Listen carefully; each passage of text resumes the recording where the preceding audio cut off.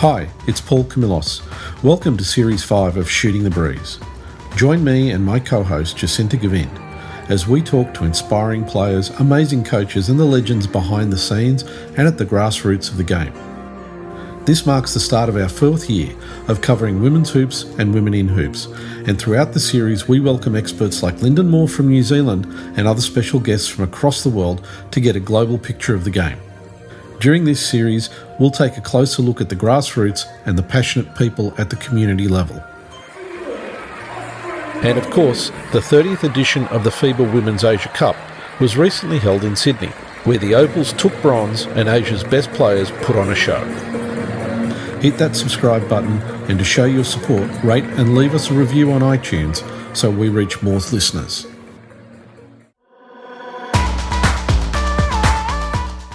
And don't forget, Leilani, she had some pretty big games in the West this year, you know.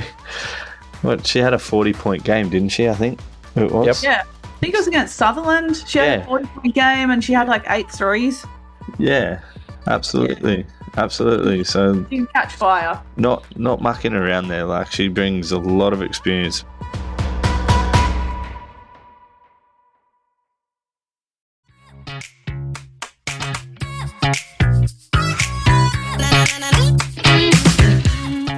We're picking up where we left off in this free agency part 2 episode. Sammy McDonald, assistant coach at the Albury-Wodonga Bandits, joins us again as we have a yarn about new WNBL signings that have happened since we last caught up in May. It's a fly-on-the-wall kind of chat about how the WNBL 24 rosters are shaping up, and it's only 2 months to go till the regular season starts and some rosters are still being worked out. Stay tuned for a fun season ahead. Enjoy.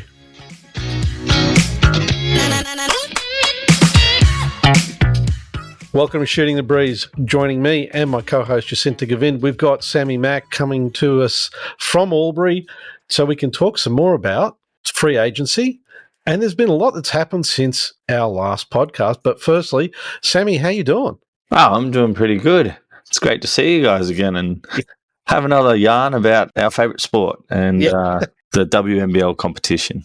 Absolutely, and it's going to be pretty interesting. I mean, I think everybody was waiting for us to do our last podcast before they started announcing everything. So. Yeah, we've got that crystal ball, and they just like took our ideas and went, "Yeah, that sounds really good." Yeah, that's it. Let's get into it because there's a lot to cover. Let's start off with Adelaide and with Coach Natty Hurst. There's some interesting moves there. One of the ones that I found really interesting was Jocelyn Willoughby moving over to Adelaide. Well, I think Willoughby had a pretty solid year with the Flames, and she was a real live wire for them. And I think that's a great signing by Nat. With the roster that they have, she fits right into the holes that they had. Yeah, I'm really keen to see how she goes.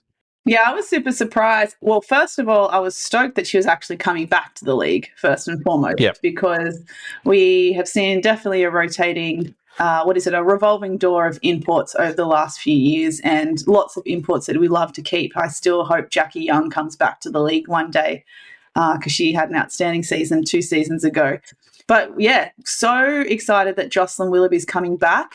But considering the firepower that Sydney have now gotten, obviously we'll get to them a bit later, I wonder what the conversations between, I'm sure Sydney would have wanted her back, but I don't know what the conversations were between Jocelyn and her agency and Sydney and Adelaide for Adelaide then to, get the win in that respect. Yeah, I think it's an interesting one. Obviously, Sydney still has the interim tag as well for Guy Malloy. So I wonder if that plays a little bit of a part in it, that uncertainty.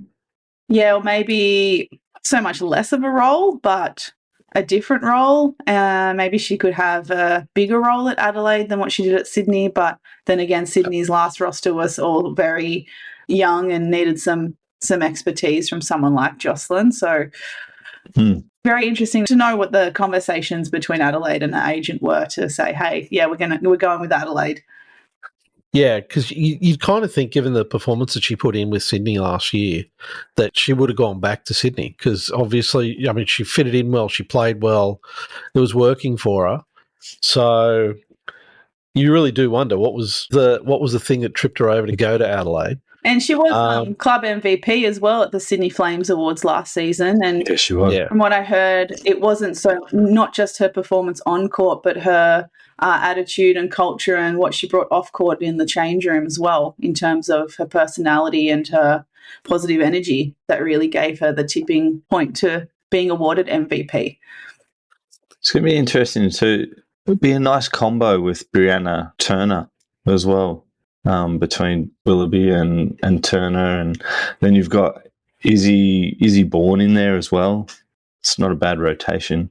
No, and it is the return of Brianna Turner. So she hasn't played in the league since 2019 and 2020, that 19-20 season also with Adelaide. So it is really cool that she's returned. Given someone of her calibre, I'm sure she could have signed somewhere big in Europe or a decent European contract. So it's nice that she's come back to humble old Adelaide too. Yeah, absolutely. She played with Nat, I think. That's true. Did I read right? That's the connection. She probably did play with Nat in that, because that was the year, I'm pretty sure, where Chris Lucas took them to the grand final, and they had was that before or after the Nicole Seacamp years? They had Loz Nicholson, Nicole Seacamp, I think Natty coming off the bench. Yeah, sounds about right. Steph Talbot, Laura Hodges apparently I think was still there. And out of the other signings, anyone out of the other signings that you've kind of gone, that's kind of interesting, or I'm surprised that signing went that way? For me, no.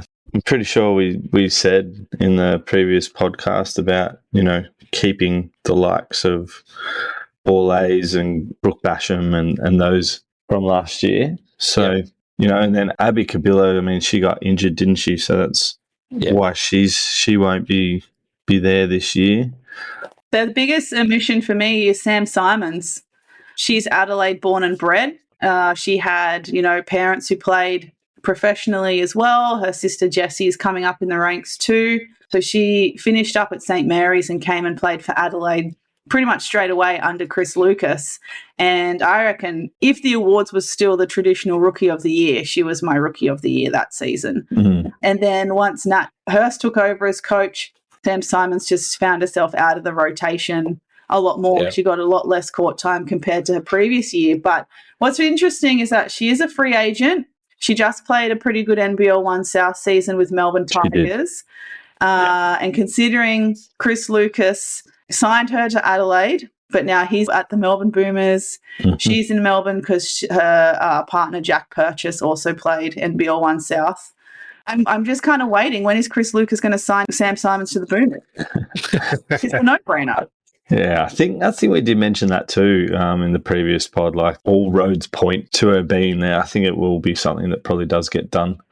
But yeah, just don't know why she didn't get more opportunity at Adelaide. Like, really solid player. Yeah, fell out of the rotation, didn't she? Yeah. I'm not too sure what happened there either, but she's certainly someone on that free agency list that I hope gets snapped up pretty soon.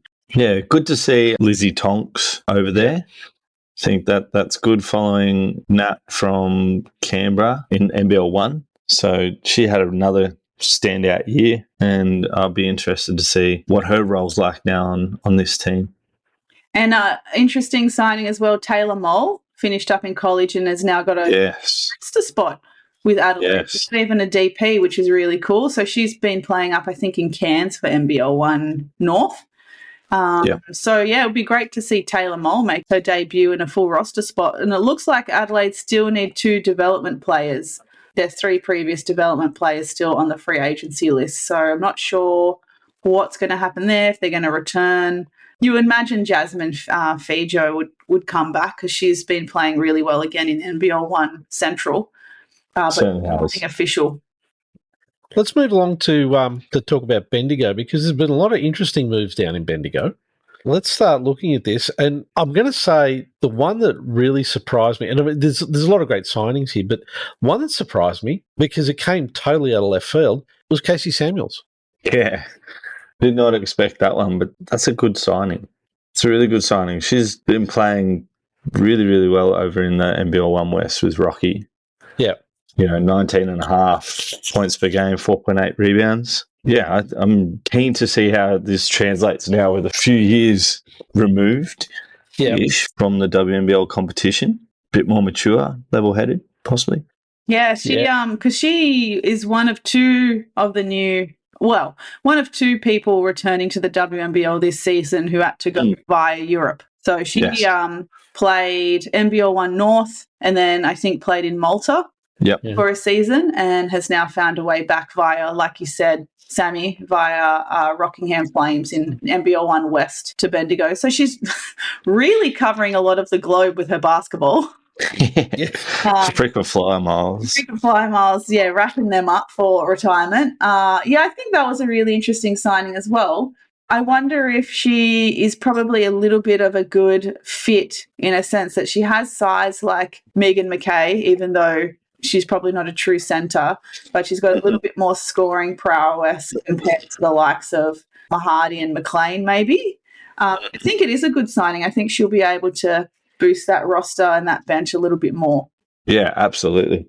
And the interesting one is Meg McKay not being re-signed yet. Well, from what I'm told, I don't think she's planning to sign anywhere next season. Okay. Yeah. Okay.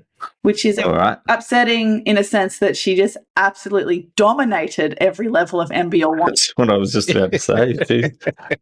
A rich vein of form. South competition was just her playground, to be honest, and then she went and did it on the national stage too. She caught everything that came her way in that nationals final. Yeah. Like, to be fair, North Bears, no bias. Their defense was great, but Bendigo could just throw anything Megan's way, and she caught it and just found a way to either score or get to the free throw line. It was quite remarkable performance for a grand final. Extremely impressive. The whole weekend, in the South Grand Final, all of it. She's just phenomenal. So yeah, to not have her in the WNBL, that's a bit disappointing. Very. Do we have any idea where she's going, or is she just taking a year out? No, my understanding is that she's taken a year out. Yeah, fair enough. Mm. Sometimes you need that. Yeah, because she came straight from college as well. I think she was graduated maybe around the same time as Sam Simons from St Mary's as well, and they both came straight in. Okay, signing with Townsville first before heading to Bendigo. So, yeah, maybe she just needs a bit of time out, which is fair enough. Absolutely. But then they've got, Casey comes with Maren Craker, who also is going to be one of the imports for Bendigo, also played with Rockingham Flames in NBL 1 West. But a massive import is Ruth Davis. Yeah, she's back. She's back. Used to be known as Ruth Hamblin, I think, when she first played in the WNBL. It's a good experience pickup. Has done well on many stages. Interested to see how they all went actually over in Korea just recently. Not talking game results wise, but how everything fitted together. Yeah. It's a group that they took over. I mean, if just based off what I was seeing on socials, it looked like the team was gelling well over there. The photos looked like they were having a lot of fun. Yeah. And I think it's probably a good thing that they actually got right out of their comfort zone and go to somewhere like Korea to do this pre-season. Oh, absolutely. And it shows that, SEN is actually, willing to spend a bit of money on the team to try and give them that game experience as they roll into the season. Yeah, I think it's fantastic. The only disappointing thing was they fell into the trap of letting Ken stitch them up in shooting games. On Instagram, that was hilarious. He's a savvy old vet, Kennedy, and he preys on people with, talks a big game, but then he backs it up. You know how a lot of players think when a coach talks a big game, they're like, yeah, whatever, you're just a coach, mate. But Kenny's got those kind of games. He'll make you pay. You're not talking from personal experience there, are you, Sammy? Absolutely, I am. Plenty of games of 1-on-1, 2-on-2 with Ken back in the day.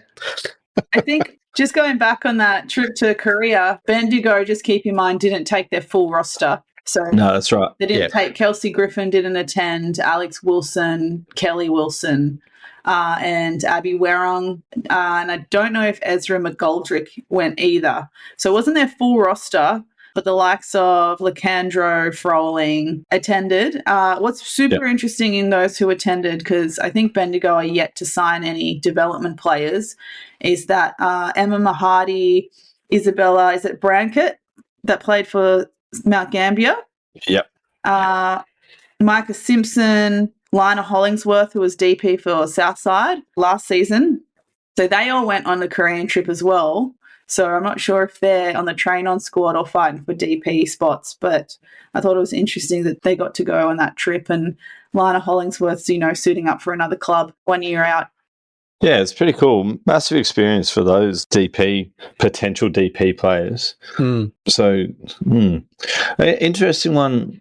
Piper Dunlop, has she gone to college? No. I think Piper Dunlop's having a baby. Okay. There we go. I'm not 100% sure.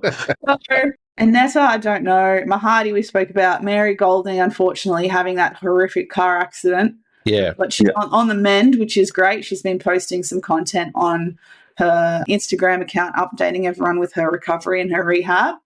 I think McKay and McLean are taking a year off. I know that Cassidy and McLean was juggling full-time study with being a physio and working and trying to be a professional athlete, which, does the girl sleep? Yeah, exactly. And I think let me just double check. I think Piper Dunlop is having a baby.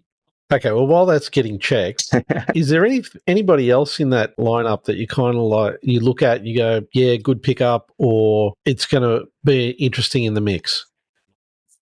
Well, they've added a bit more height, a bit more versatility, I think, this year. Last season they got off to a really good start, and then it was a lot of injuries that really hamstrung them. Whereas I think this year they've a much more solid squad right across the board from what I can see. I'm interested to see how McGoldrick goes. I honestly haven't seen too much of her. Yep. But that's a cool addition to the squad. I think they'll be there or thereabouts. I like the balance of the team. Alex Wilson, phenomenal NBL 1 season. She was a wrecking ball for Norwood. Yeah, and I think a lot of the 3x3 experience she's been getting has really helped to develop her game too. Yeah, absolutely. And then, just like we said with Samuels and Cracker, Ruth Davis is going to be really solid for them. And then you've got Kelly Wilson, who's just going to keep doing what Kelly Wilson does. Yeah, there's really no stopping Kelly Wilson, is there? No. She'll stop when she's phenomenal. When she's ready to stop. Yeah. I can't confirm Piper Dunlop's pregnancy. It might be someone else, so maybe strike that off the record. Yeah. Strike that one. Yeah. All right, let's roll into the Caps. Now, there's a lot of familiar names reappearing at the Caps, but there's a couple of new interesting ones too. And I think one of the ones I know I really got surprised by this one when it was announced was Monica Okoye. That's a good one. She torched Australia at the Opals at Viva Asia Cup. A very solid player. She had not a bad season for Geelong, obviously interrupted with the Asia Cup. So she had those commitments. But, I like it. She only played 11 games for Geelong, I think. Yeah, yep. And still, I was having a look at some numbers earlier on, and for someone who only played 11 games, she was posting some good numbers. So I think it's going to make a really interesting mix for Canberra. Yeah. Oh, you go, Jacinta. I was going to say I was super stoked when she signed, for the WNBL and especially for Canberra. I'm just not too sure where she's going to fit, because I know that she's probably a taller and stronger guard. I know she can shoot the 3 ball like no one else. But does that mean, is she going to play power forward, or is she going to play centre? Because looking at the rest of the roster, please correct me if I'm wrong, I don't see another centre outside of Bunton. And Bunton's now going to come up against the likes of a Ruth Davis in Bendigo. To be fair, I don't know if Adelaide have got a solid centre either. No, Adelaide's got Perna's 6'3". I think she's probably the biggest. She's going to have to go inside her and Izzy Bourne. Yeah. Yeah. We've got Mercedes Russell coming back in. So I think Caps are going to be lacking on the inside again. Fast pace, stretch it out. I mean, because Okoye can knock down the 3-ball pretty well. They've got some decent bigs though. Pizzy. Who else is there? Fowler can go inside. To be fair, Pizzy's great and she really stepped up defensively for the Caps last season, but I feel like she and Fowler are still are probably undersized big when you're going up against the likes. Ruth Davis is 6'6". 6'6". That's right. Yeah. Playing for Canada. That's a tall order. No pun intended. Caught myself there. Yeah, and we know that Britt Smart won't be coming back this year. Yes, her partner's definitely having a baby. Yes. Yeah, we got that one. So congratulations to them, though. Yeah, definitely. Absolutely. Cool to see Shaq Riley get a DP spot. That's very cool. Yeah, I'm very stoked about that too, actually. Yeah. I think she had a pretty good season with the Stangs, NBL 1 East. So I think and she did have a pretty good season the year before with Mount Gambier in the South Conference. So good to see her get that reward. Yeah, she was. I don't think she'll mind me sharing now, but after that great season with Mount Gambier and NBL 1 South, she did have other opportunities with other WNBL clubs in a similar position, but just at that point in her life at that time, she needed to go home and have a bit of a break. And sometimes, as you know, these opportunities don't come up very often. So you get that FOMO of if I don't take it now, I might not get it again. So I'm really glad that Shaq did what was right for her at the time, went home, had a break, played with the Stangers, and an opportunity still popped up for her. So it is really nice to see her back. Yeah, absolutely. Yeah, but I mean, I think the advantage Canberra's got is it's pretty much a large part of its last year's team.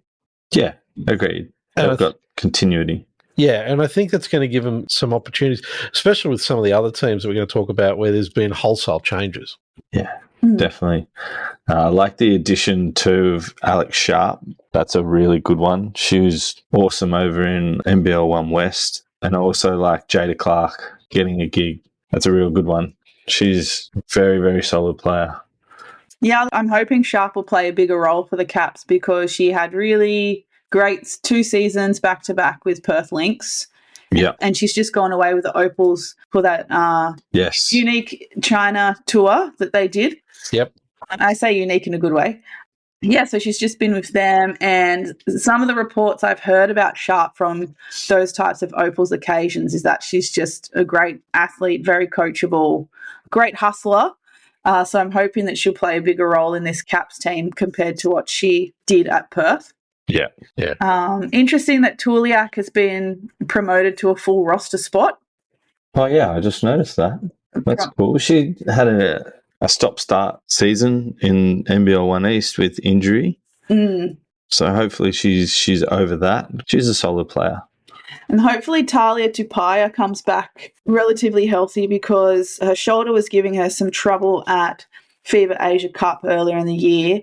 And there were a couple of games, I think, over in the New Zealand League where she didn't play because of, I assume because of injury, but there wasn't any official announcement I could find. Yeah, no, we heard that there was injury niggles over there as well, and they were trying to rest her or give it as little minutes to try and manage it. Yeah, well, when she's playing at 100%, she's great to watch. So, yeah, definitely hope that all those niggles and everything can disappear and we get the opportunity to see her. Yeah, well, she'll have a bit of time off between now and the Tuihi League and the WNBL, so hopefully that'll give her a bit of time to get over anything that's bothering her. Now let's roll into the Melbourne Boomers, where there's been wholesale changes. I mean, this is a team where it feels like it's been musical chairs. Sure has. I mean, it's like Keely's come down from Sydney. Yep. Got Amy Rocci and Sarah Blissarves come across from Southside. Yep. And Conti. And Conti. It was Conti? Yeah, and Conti. Yeah, Mon Conti. So 3 from Southside. It's only really Christy Wallace and Panina.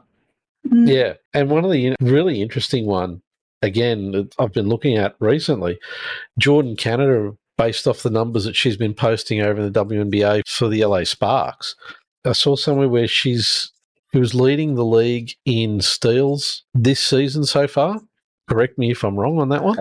No, I'm pretty sure you're right, but that's a mega signing. That's really cool. Yeah. Going to bring some real superstar power to the league because she's playing very well. Very, very well. Yeah. Interesting that she's a point guard, 5'6" on a roster where you already had Christy Wallace, who, we know her a little bit more as playing a 2, but in recent years and getting her way into the Opal squad, she's gone up to playing a bit more point guard, whether that fits or not in our fan brains. So how's that going to work out with, Wally's going to be starting and probably wanting to start into play in the 1, but then you've got Jordan Canada, who's a 1 as well. So who's starting as the 1? Who's going to be the captain of the ship? I don't know if Wally's going to be willing to give that up very easily. Yeah. And you've still got Conti. She's a point guard. Yeah, but I don't think Conti's your starting point guard. I think Jordan Canada can move to the 2, play off the ball. But yes, it will be interesting to see how they get that all to mesh. I'm just trying to see what shooting averages and stuff are like. Yeah. And the other one they brought in, who put in some interesting performances during the Women's Asia Cup, is Tara Reid, who's also been doing really well in the Tauihi League as well. Yeah, sorry, I'm just on Jordan Canada, just looking at the moment. She's averaging 13.5 points, 5.9 assists, 2.2 steals a game, shooting 34% from 3. So, didn't she just set a record for the LA Sparks as well, like the most steals or something in a season, or the most? Yeah, and she had a good career with UCLA as well. Big difference in size too, because Wally's 5 inches taller than her. Oh, it's interesting. This is going to be an interesting team to watch to see how they come together, given the number of changes that have taken place. I'd be interested to see how Chris Lucas gets all of this working with all the new names in the roster for the team. He's going to get them playing together, but the question is, how well are they going to gel in the early part of the season before they really start rolling into the business part of the season? It'll be really interesting to watch. I think this is a roster too, like they've all been around a little while and they're all like super competitive. They're all like the real, they all got a bit of spice to them in their competitiveness, how they conduct themselves on the court. I think they'll be able to gel quickly enough. But I think they have to have their roles and their expectations set out for them very early in the season. So, I think Wally's going to have to move to the 2, a starting 2. Canada will have to be the starting point guard. Rochi will come off the bench for Wally, Conti maybe for Canada. And then where does Taylor Simmons sit? Is she going to be like a 3? Does Lucas want Keely Froling as a 3 or a 4? I'm guessing Tara Reid's going to be more of a 3 because I don't think she would play. She kind of was playing on the outside at Asia Cup. But at least you've got thankfully, another true centre coming into the league, because you know that across the board we're always suffering for true centres. Well, maybe a true centre. Maybe she's more power forward, but Jantel Lavender, she's 6'4", but whether she is power forward or centre, maybe she might have to get moved up to centre in the same way that, Nelson Adoda, I guess, was more of a centre too, but she's playing power forward at the moment overseas. So I don't know. Where's she playing at the moment? It looks like her last WNBA season was at the Storm. Yeah, last year. Yeah, last year. It looks like she's currently playing. She in like Puerto Rico or something? Yeah, it's not listed. Yeah. I can't find a listing of where she is right now. But let me check. I might quickly check on Instagram. Instagram tells you everything. I got to say, I'm looking forward to seeing how this team's going to play, given, the fact that it is such a huge change from the Melbourne Boomers that we've known for many years, because they've been a pretty stable team for the last 2-3 years. Yeah, that's exactly right. So you got to expect that there's going to be some, there's going to be some different play coming from them. I mean, it's not going to be too different because they are being coached by Chris Lucas, but I think it's going to be an interesting change to what we're used to from Melbourne. So the last I saw with Lavender, she was in Turkey. She was playing in Turkey, and that was the 22-23 season. Ah, yes. Yeah, you're right. So maybe she had downtime before she's getting ready to come back for this. Yeah, possibly. Probably went through the training camp kind of stuff. And interesting. So let's roll on a bit to Perth now. There's been a couple of interesting pickups there. Obviously, the big one is Annalie Maley moving from Bendigo to Perth. Mila Goodchild moving across as well. This team is kind of going to be interesting to see how they go. Look, to be honest, after their performances last season, I'm not sure if this is necessarily the roster that's going to get them there. Yeah, it's... Don't get me wrong, it's a good roster, but given how some of the other teams are starting to shape up... Well, for me, it's lacking height. Mm. Well, Potter's 6'6". Emily Potter, yeah, she's 6'6", but then there's... I suppose Hoykard, she might get more of a role. And then I guess you got Maley, don't you, who just grabs every rebound possible. But McDonald's only 5'6". But she does. I suppose Steph Gorman's... Hello. Yeah, I know, absolutely. Like that was another...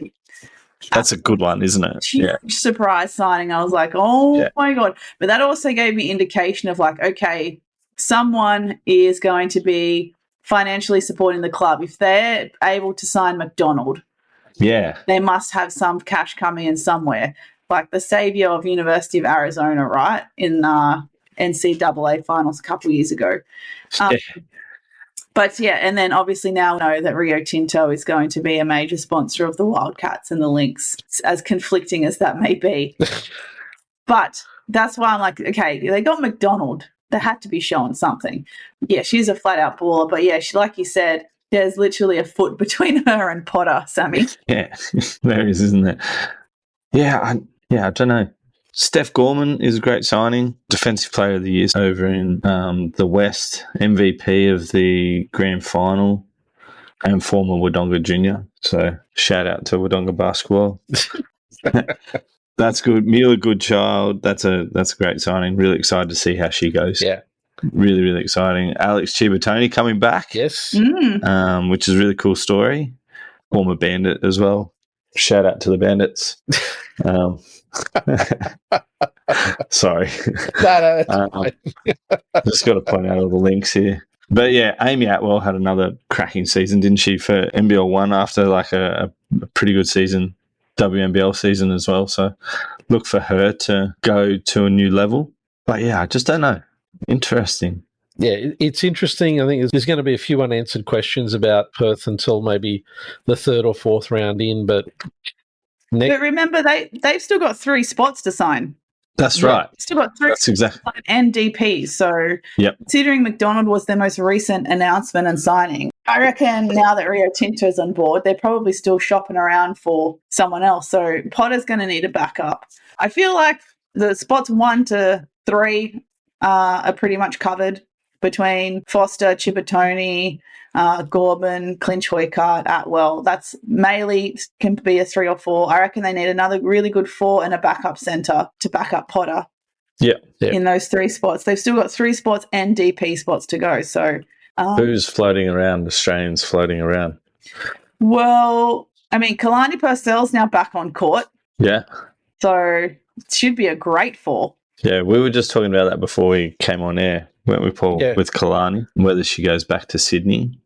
Yeah, that's true, because I'm not sure if she still technically had a contract, because before she fell pregnant, she was obviously preparing to play, so I don't know if that part of a contract could still be honoured. Yeah, true. You've still got the likes of, well, I mean, we talked about Sam Simons, but I think her spot's pretty much filled in the Lynx roster. someone like Lou Brown, I don't know if she would be handy coming off the bench. Yeah, true. From Melbourne. There's still lots of great college kids who have come back who we mentioned in our other free agency podcasts who haven't been signed, like Ella, who played for Geelong. Yeah. Still looking for a gig. I'd love to see her play for Perth and maybe be that backup 4 spot. I mean, they've still got Jesse Edwards too, who had a reasonable season in the West. I think they could cast the net wider. Yeah. Look, I mean, the reality is there's no shortage of options for them, but it's coming together in an interesting way. I'd like to see where they end up. Yeah, absolutely. Yeah, I don't know. Maybe not 100% sold, but I think what I'm sure a good job of is retaining their local talent. Yes, absolutely. So Atwell, Clinch Hoycard, Chloe Foster, all locals. So they do a really good job of maintaining their WA, their Perth locals in that sense. So I really like how they do that. And looking on their free agency list, Vlahoff, Desiree Kelly, Gandini, Jesse Edwards, I think they're all locals too. So it's good that they're able to pull in their local talent for their team, because then it makes it a bit more realistic for the juniors that there is a definite pathway for them. If they're just playing Div 3 reps and they want to play WNBL, they've got a club that's looking out for them. Yeah, that's right. All right, so let's roll on to one of the other teams that's had massive changes, Southside. Now, one that I'm really interested in is the fact that Leilani Mitchell's going to be back and she'll be playing for Southside. Carly Ernst is doing the crosstown hop over the last couple of years.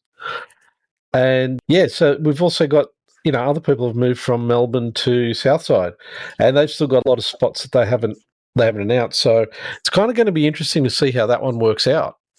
A lot of Southside fans were getting very worried that they weren't going to announce a team at all. All good things come to those who wait. Yeah, that's correct. Well, every other WNBL club, as soon as free agency started, had announced something. And I think Southside were probably one of the last to announce anything. So there were lots of people getting worried on social media, like, are you going to announce a player? Because, between the rumour mill, we knew who was going to return, apart from Lockridge and Potch, who were already existing. We knew they were going to return. But, we already probably worked out that Cole, Rochi and Ernst were also going to return. It just hadn't been officially announced. But, we're still waiting on LJ I'm pretty sure LJ will return. Mercedes Russell is a really great signing because she had a great season when she played for Southside a couple years ago. Yep. Leilani Mitchell is also a part of that team, and they have great chemistry as a PG and a centre. So I think that's going to be 2 great anchors for this new look Southside team. But I think Southside fall down sometimes where they'll sign a bunch of young people and DPs and with no intention of playing them at all. Yes. I feel like they need to add a lot more depth to their bench to support the likes of the Rochis, the Coles, the Ernsts when they're in foul trouble, when they're injured, when they're not having a great game, just to make some changes in rotation, just to have a bit of a deeper bench in this instance. Yeah, agreed. Interested to see the second import. Because Thornton's not coming back, is she? No. She's signed in Europe. Yeah, I think she's signed in elsewhere. Yeah. So that's going to be very interesting to see what path they go down there.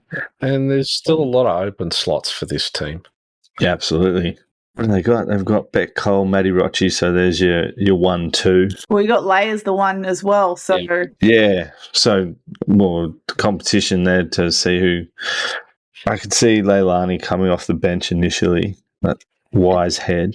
Yeah, just as first season back, maybe. Just get her feet wet. She obviously... until she proves them all wrong. Yeah. I feel like I would love, though, eventually for Leigh to be the starting point guard and Rochi as the 2, in a similar way that I love Wally more at a 2 than a point guard, because they can both score. They're both very quick. But Rochi and Wally, I'm going to be perfectly honest, they just take the air out of the ball sometimes. Yeah, and I think the signing of Mitchell is really good for Rochi, someone with the experience that Leilani's got, to be a mentor for her. Do you know what I mean? Yeah. Just maybe keep refining those point guard skills That's right. she get into the Opal squad in the next coming years. Yes, absolutely. The final roster, because she was in the final 15 for the World Cup squad and was one of the last 3 to get cut. So I think that's a really good point of bringing in Leilani for that reason. Yeah. Yeah, and let's not forget, Leilani's got a really good relationship with Cheryl. They've gone really well. So I think there's going to be, well, obviously Cheryl's got a role in mind for Leilani in the makeup of this team. Absolutely. And don't forget, Leilani, she had some pretty big games in the West this year. You know, she had a 40-point game, didn't she? I think it was. Yep. Yeah, I think it was against Sutherland. She had a 40-point game and she had like 8 threes. Yeah, absolutely, absolutely. So she can catch fire. Not mucking around there. Like, she brings a lot of experience and just someone that you know will get you some points. Yeah, assists. You're signing a second import. What position are you signing? A 3 or a 4? I reckon a 4. Do you reckon a 4? I was going to say 3. 3, 4. Yeah. 3, 4, like combo. Because you've got Ernst, you've got Mercedes Russell, like Ernst, you stretch. Depends whether LJ comes back. I reckon she'll come back. I reckon Russell will start as the 5. LJ will come off the bench. Yeah. I just really liked last season. You know, Southside were pretty big between Ernst, Bishop, Jackson, and Thornton. Yeah. But they were still so, because they've all played both of those positions, if you had 3 out, 2 in, they were able, like Thornton and Jackson were able to play off each other, and Ernst and Bishop, like they just played together so well. So I wonder if Cheryl will plan something similar. Yeah, I agree. So, yeah, that's more why I'm leaning towards a 3-4. Yeah, who do they chase? Yeah, there's going to be some really interesting ones there. And I've got a feeling that Cheryl's waiting to see how everybody else, you know, finalises some of these last spots before she makes her final choices. She's obviously got people in mind, and I think she's just waiting to see what's going to happen because, like I said, there's still a lot of slots open on this team. Pre-season starts the end of September. That's okay. They've got 3 weeks. Yeah. They've got a starting 5, so... Yeah. That's right. I'm really keen to see how Dallas Lockridge comes back to, you know, after what happened last year. It'd be really cool. Very good story. Yep. Let's roll on to the team that's made a lot of big announcements this season, and that's Sydney. They've still got Guy Malloy, as you said earlier, down as interim coach, so that's still got to get finalised. But some big signings, you know, Lauren Nicholson coming down from Townsville, Kayla George and Tess Madgen. On paper, they're looking really strong, but have announced no imports so far. Maybe the bank's broken. I don't know. It's maxed out. There's definitely got to be someone coming. Oh, for sure. Got to be someone. I think that's all they really need to add, isn't it? Those 2. Yeah. It's just 2 imports and 2 DPs, I think, for Sydney. Like, really good looking roster so far, lots of local talent. I'm still, you know, people were messaging me saying, I think Shanice Swain's going to sign with Sydney, blah, blah, blah, blah, blah. And it kind of did look like at a point there that she probably was going to, because she was dating one of the Galloway boys. But I think they've since split. And so I was like, maybe she will just go back to Canberra. I really wanted to go back to Canberra because I thought people were probably just getting a bit pedantic thinking she's going to sign with Sydney. And I was proved wrong. She signed with Sydney. Yeah, that's it. It is good guards, like good guard setup. Big fan of Emma Clark and Kira Rowe. Really good players that will fill a good role for them off the bench. Yeah, really good role players. And I forget how young Emma Clark actually is. Yeah, that's right. Like 21, 22, isn't she? Yeah, I think so. Then you got Vanessa, who had a pretty good season in the NBL 1 East. Yep. She's primed for another good year. I really felt that she really grew into her role last year and had a really good back end of the season in the WNBL. So I'm keen for her to really have another good crack at it.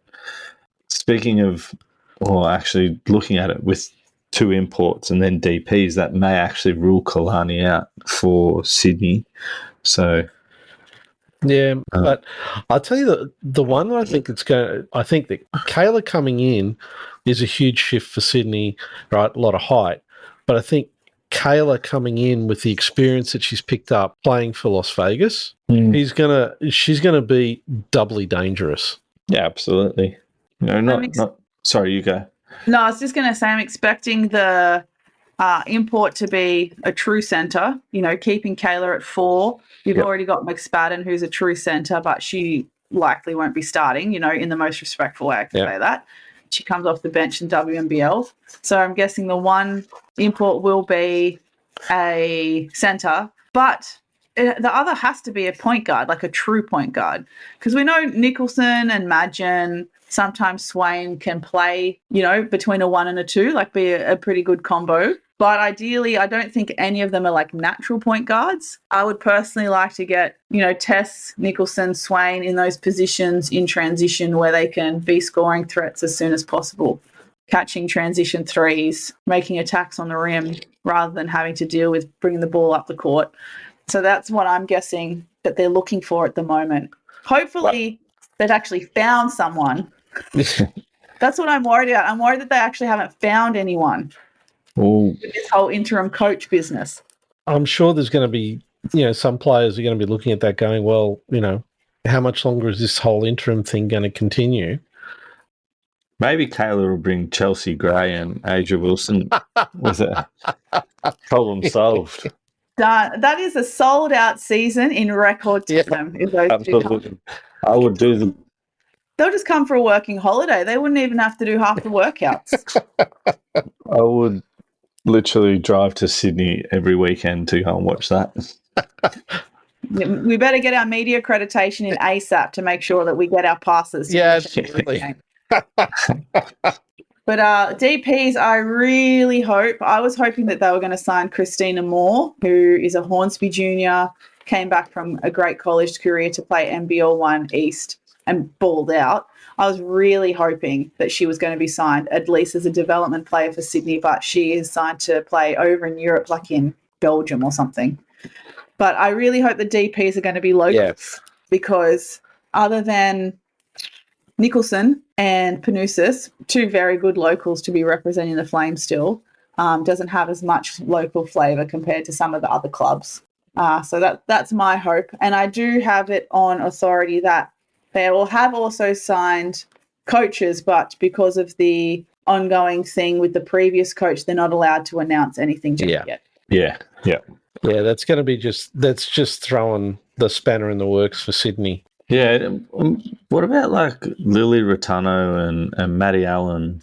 Do you see them coming back as DPs or?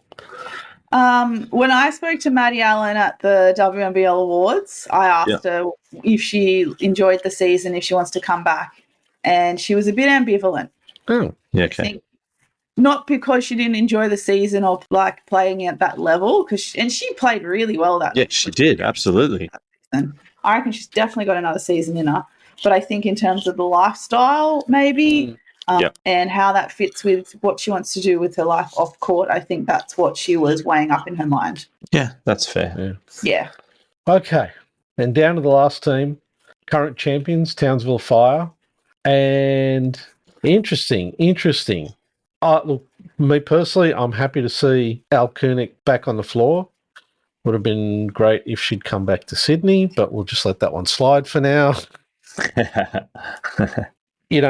Look, even with all the question marks that are still out there, if somebody asked me today, I'd be saying, all things being equal, you got to be looking at Sydney and Townsville definitely being in the finals with the rosters that they've got at the moment. And I know that there's still, gaps there, but Townsville's looking really strong. You can tell they want to go back to back. Yep. Yeah, no, I totally agree. Yeah, I mean, Courtney Woods is coming off her also an MVP season with NBL 1 North. Unfortunately, she didn't play at the Nationals. Ended up having look like a lovely holiday in Thailand instead. So, I mean, pick your poison. Yeah. Perth, Thailand. Yeah. Yeah, Sammy was probably still a big surprise signing, but Cassandra Brown, I think she played for Mount Gambier in NBL South. So it's great to see her as one of the imports stepping up to the WNBL. So I'm sure a couple of really good seasons at Mount Gambier. Yeah. And, Shannon is always working on something. Like, he's such a proactive person in terms of, like, as a coach and especially with recruiting. He's always got his eyes on people. I mean, that's how Steph Reed got a big leg up to where she is now, because he always had his eyes on her when she was at Buffalo. Yep. Really nice to see Saffron Shields and Jess McDowell-White making their debuts. Absolutely. Shannon, that's a really, really great choice. I thought Saffron still had another year at the COE, but I might be wrong. But Tiana Hawkins... I think she does. I think she would. Because I'm just trying to think. She only played Country Cup this year, 18s. She's still playing Country Cup. This year. The girl that went away with the Opals to China just now. Yeah, she played Country Cup. Yeah, in Albury. Yes. How about that? That's a pretty cool story, eh? Yeah, that's excellent. I mean, it may be a reflection of how fun Country Cup is, because I miss going to Country Cup. I miss it so much. Country Cup was good fun. Yes. As a player, not as a manager or as a coach. As a player, absolutely. It was the best week of your year. The disco on Wednesday nights. They don't have that anymore. Do they? I don't think they have disco anymore. No, it's too much controversy over there. Someone brought it. There's always one, isn't there? There's always one. Yes, so those two I'm really happy about. Big one for me, though, was, Tiana Hawkins. I didn't believe it when I heard the rumours that she was coming back because, she has a son, it's overseas, etc. But, I'm so glad she's back. I love how she plays. Love, love, love how she plays. I got to get me a Washington Mystics Hawkins jersey. I'm really happy that she's back too. That's a great, great signing. Maybe she'll get to bring her kid out and he can have a summer holiday in Townsville. That would be awesome. I reckon the community would get around it and be so Absolutely. Yeah. Yeah. Especially in like a smaller community, like that really gets behind the program. That'd be really cool if that stuff kind of happens. And I mean, they own the team, that's right. They own the team, so they want to be looking after their own, especially with the chance of going back to back. Yeah. But I really like the McDowell-White signing. I think that's really cool. Really solid player, young up-and-comer, which will be great to watch. Michaela Roof, she's had another good NBL 1 North season, so looking forward to seeing her go around again. Games she had like 25 and 25. Yeah, I know. In a row. Yeah. Outrageous. Yeah. Can grab rebounds and put up good numbers. Yeah, loves a rebound. Loves a rebound. DP spots will be interesting. Fabro played at Sutherland this year, so could we see her pop up at the Flames? Being good mates with Loz Nicholson. And now dating starting point guard Lockie Hutchinson. Oh, yeah, okay. That might feel cool. Yeah. Messiah Parker-Williams, she had a pretty good NBL 1 West campaign, if I'm right. Yeah, she's West. She plays West, I think, for the Wolves. Yeah, that's right. I'd like to really see her get another shot, another DP contract. How many times can you have a DP contract? Is it 2 or 3? Yeah, that one I'm not abreast of. Because maybe it's 3, because I'm pretty sure Shaq has been was Shaq a DP once? No, Shaq's only been a DP once. But I think Fabro's been a DP twice now with Townsville. So she would have to try and get a roster spot somewhere if she wants to keep pursuing WNBL. The biggest submissions, Paul Morgan Yeager can't catch a break in the WNBL season. Was a DP for Sydney 2 seasons ago. Did great, got a full roster spot with Townsville, injured the whole season. And then just comes down to NBL 1 South and comes good again and balls out, but now is still on the free agency list. Like, that's so unlucky. Yeah. Crystal Ledger-Walker as well. Like, I would really hope would pick her up, because between her and her sister at Asia Cup, they played outstanding. And she's doing really well in the New Zealand League as well. So I hope that someone's still got a spot for her on the roster. Yeah, definitely. But, their DPs will be really interesting, especially since, Saffron Shields and McDowell-White, you would think would probably go to a DP spot first, given it's their debut. But if they're full roster spots, Shannon's really putting their faith in there. Yeah, but they're two, I'll go out on a limb to say that they're two sort of unicorn rookies. Yeah, they really are. Especially Saffron. Yeah, they're legit ballers. Are worthy of a full roster spot straight up. Okay, So we've kind of gone through every one of the teams and where they stand at the moment. There's been a lot of interesting changes that have gone through right across the board. Sammy, I'm going to ask you and you, Jacinta, name the one team that you feel confident at this point is going to be there at the end. Jacinta? Townsville with Tiana Hawkins back, 100%. Okay. Sammy? Sydney. When they get Asia Wilson and Chelsea Gray. No, but in all seriousness, even with the roster that they've got right now, I think pretty solid given they've really just got to add 2 imports. Yeah. Just the caliber of players that they've got, the way Tess played. Yeah, you're not expecting the credit card's going to go as far as Kelsey Plum? Well, maybe. Who knows? They can only have 2 imports, though, and Chelsea Gray is like my favourite right now. She's amazing. Everyone on that Sydney roster so far, there's only 8 players signed, but everyone on that roster so far has played for Australia at some point. Mm-hmm. Like, that's mega.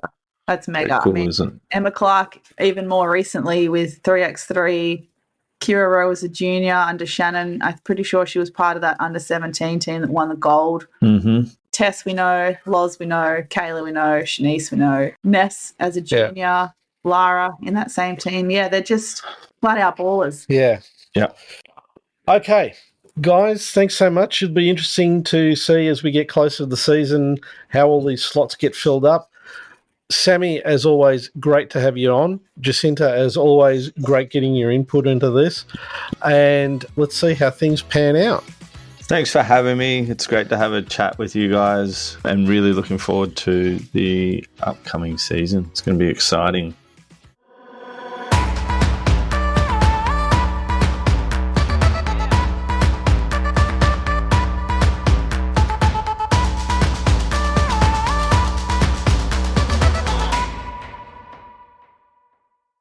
Shooting the Breeze can be found on Apple Podcasts, Google Podcast, Spotify, and iHeartRadio. Don't forget to subscribe and share the podcast with all your friends.